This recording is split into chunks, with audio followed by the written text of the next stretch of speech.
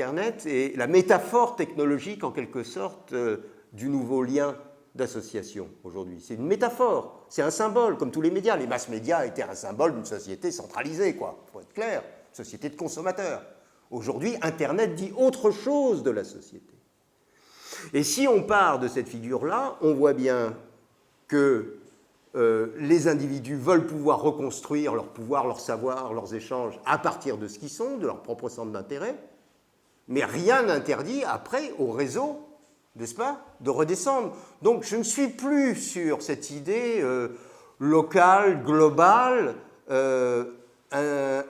Internet est une technologie universelle, c'est plutôt la manière dont s'enclenchent des dynamiques, dont s'enclenchent des mouvements, et s'enclenchent des mouvements qui vont, au fond, dans tous les sens.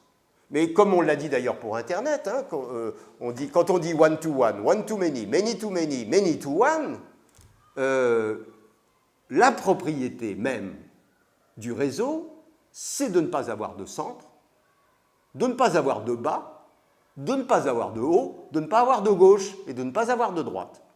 Internet explose en à peine 30 années. Mais attendez, c'est incompréhensible. Le truc, ça ne marche pas, l'ordinateur, ça ne marche pas, les connexions ne marchent pas, ça coûte un bras, c'est une fortune, c'est complexe, ça révolutionne le sens de la communication, c'est plus top-down, mais plutôt, comme on dit maintenant, bottom-up.